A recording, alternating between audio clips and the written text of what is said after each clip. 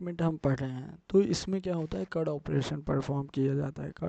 कड operation sorry you इधर होगा, सॉरी जो भी है। तो क्रिएट करते हैं। क्रिएट मतलब डेटाबेस के अंदर वैल्यू डालेंगे। रीड करना डेटाबेस से हमने देख लिया मेन डॉट जेएस में, प्रैक्टिस में भी वही किया है। फिर उसके बाद अपडेट और डिलीट, ये तीन चीज़ करना है, मतलब क्रिएट करना है, अपडेट करना है और डिलीट करना है। तीनों क्वेरी को इसी में देख लेंगे। माइनर से चेंज करना है। अभी ये जो क्रिएट और डिलीट कर रहे हैं ये अभी हम किसके हेल्प से कर रहे हैं, स्टेटमेंट जो क्वेरी है, स्टेटमेंट अभी प्रिपेयर्ड स्टेटमेंट नहीं, जो स्टेटमेंट क्वेरी है उससे इंसर्ट कर रहे हैं, तो अभी वो देख रहे हैं। तो देख कैसे कि ये सारी चीज़ें सेम है। जब the changes is that connection create किए, कनेक्शन भी हो गया। फिर उसके बाद स्टेटमेंट क्रिएट किए और फिर स्टेटमेंट के बाद क्रिएट करने के बाद हमें क्या करना पड़ता है, रिक्वेस्ट भेजना पड़ता है क्वेरी के साथ। तो अब देख एग्जीक्यूटेड क्वेरी था अभी तक, लेकिन ये है क्या है, एग्जीक्यूट अपडेट में क्या करना पड़ता है, अपडेट, और उससे इसमें क्वेरी करना पड़ता है। तो ये जो अपडेट है, और फॉर डिलीट के लिए भी अपडेट ही रहेगा। यहाँ पे क्या रहेगा, डिलीट के भी लिए एग्जीक्यूट डॉट अपडेट, और अपडेट के लिए भी एग्जीक्यूट डॉट अपडेट। ये तो ये तीनों चीज़ों के लिए क्या करेगा, सेम रहेगा। क्वेरी को क्या करना पड़ेगा, एग्जीक्यूट डॉट अपडेट। यहाँ पे कहाँ पे है, ये है। तो ये तीनों चीज़ें सेम रहेंगी।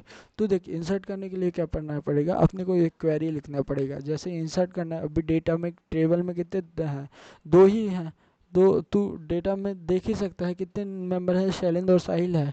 अब उसमें अगर तू डेटाबेस में इंसर्ट करना चाहता है, इफ़ यू वांट, तो तुझे क्या करना पड़ेगा, क्वेरी लिखना पड़ेगा। अब क्वेरी जब लिखेगा, इंसर्ट डॉट एंटर स्टूडेंट्स करना, स्टूडेंट नेम एज और मार्क्स, आईडी को मैंने ऑटो इंक्रीमेंट करके रखा है। और वैल्यूज़ के अंदर देख, अब जब तू वैल्यूज़ डालेगा तो शैलन को साहिल को डाल रहा है, अगर जैसे फॉर एग्जांपल राज, तो राज को डबल कोटेशन में डालेगा। तो यहाँ पे भी कोटेशन चालू है और यहाँ पे बंद हो जाएगा, इसलिए हम यूज़ करते हैं स्ट्रिंग फॉर्मेट का।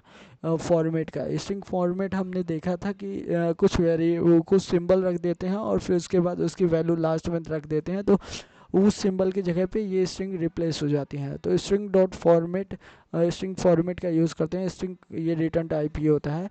तो इसके अंदर देखिए ये सारी कोटेशन लिखा, और जहाँ पे वेरिएबल रिक्वायर्ड है वहाँ पे हम स्ट्रिंग फॉर्मेट जो स्पेसिफायर होते हैं, स्ट्रिंग फॉर्मेट स्पेसिफायर, ये जैसे कि हैशटैग परसेंटेज एस, जो स्ट्रिंग होता है, स्ट्रिंग के लिए क्या करते हैं, एक सिंगल कोटेशन के अंदर परसेंटेज एस लिखते हैं। और इसके फॉर एग्जांपल यहाँ श्रेया लिख दिया तो वो आ जाएगा यहाँ परसेंटेज एस की जगह पे। और फिर परसेंटेज ओ लिख दिया हूँ फॉर द इंटीजर के लिए, परसेंटेज डी भी लिख सकता है फॉर द इंटीजर के लिए, और percentage F for the floating value के लिए। तो ये 25 और ये 33 इसके स्ट्रिंग फॉर्मेट के अंदर डाल दिया।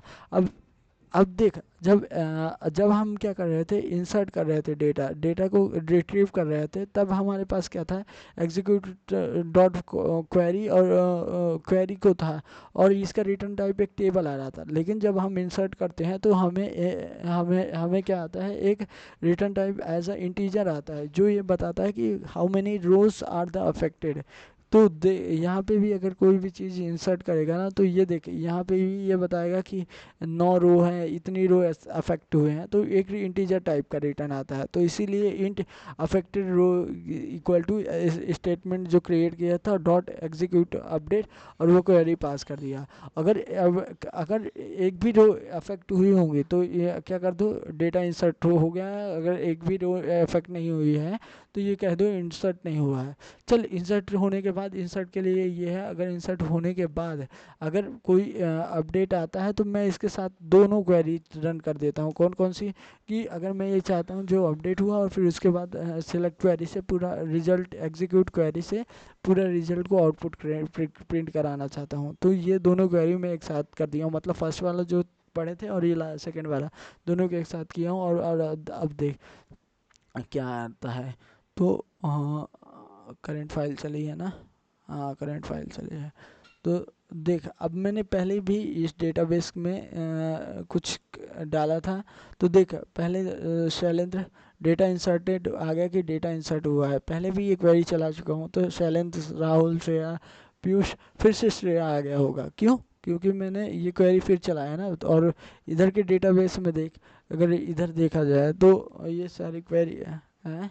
ये कौन सा डेटाबेस है, माई डीबी है ना, इधर भी आना चाहिए। लगता है फिर से डीबी, सॉरी, यहाँ जो मैं डेटा टाइप है ये सैलू है, और मैं अभी यहाँ देख रहा हूँ कि इसको माई डीबी के अंदर देख रहा हूँ। तो यहाँ सैलू डेटा टाइप है, शो डेटाबेस में देखेगा सैलू है। तो यहाँ पे क्या करेगा, यहाँ यूज सैलू, यूज सैलू, ये डेटाबेस है, डेटाबेस चेंज हो गया। अब मुझे चाहिए क्या, उसकी सिलेक्ट क्वेरी, इसके अंदर भी स्टूडेंट रखा हूँ, तो ये देखे ये सारे स्टूडेंट आ गए हैं। तो कुछ चीज़ें इंसर्ट किया था पहले और वही चीज़ें हैं, तो यही चीज़ें इंसर्ट वाली भी आ गई और ये शो वाली भी आ गई। तो ये सारे डेटाबेस इंसर्ट भी हो गया, और जो डेटाबेस में वैल्यू है वो सारी चीज़ें भी आ गई। तो इंसर्ट वाली हो गया। अब देख अपडेट क्वेरी, अपडेट क्वेरी कैसे चलेगी, अपडेट, अपडेट में भी वही स्ट्रिंग फॉर्मेट में डालेंगे, और अपडेट के लिए क्वेरी होती है अपडेट स्टूडेंट सेट मार्क्स, जो है वो उसको किसका मार्क्स आईडी, सेकंड नंबर जो आया है, तो सेकंड नंबर क्या कौन है अपने में, सेकंड है नहीं, डिलीट कर दिया था सेकंड को। तो मान ले वेयर मार्क्स हम कर रहे हैं कितना, मार्क्स हम 90 कर रहे हैं, कितना कर रहे हैं 90, और कौन से स्ट्रिंग सेकंड नंबर डिलीट हो गया, थर्ड वाले को ही कर देते हैं, कितना हो कर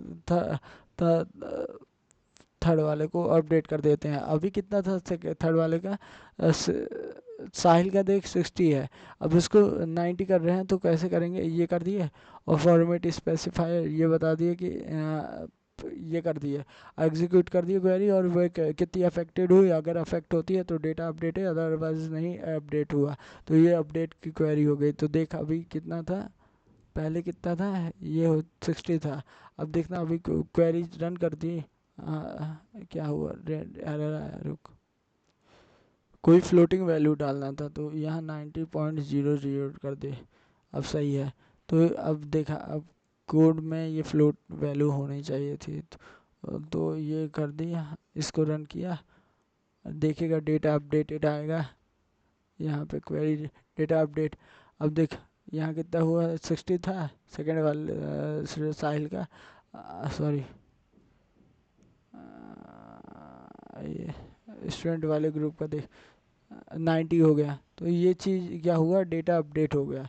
तो ये अपडेट क्वेरी हो गई। अगर मुझे कोई डिलीट करना है, जैसे सेकंड वाला मैंने डिलीट किया था, तो वही वाली चीज़ें हो गई। जैसे मेरा डुप्लीकेट हो गया, कौन सा, ये 12वां नंबर, और इसको मेरे को डिलीट करना है, तो डिलीट क्वेरी के अंदर delete from the table where ID equal to %d लगा दिया, और इसको क्या कर दूँ, 12 कर दूँ, क्योंकि 2 एंट्री हो गई हैं इस जगह, और ये अफेक्ट हुआ है, अगर डेटा इंसर्ट होता जाता है तो अफेक्ट हुआ, अदरवाइज नहीं।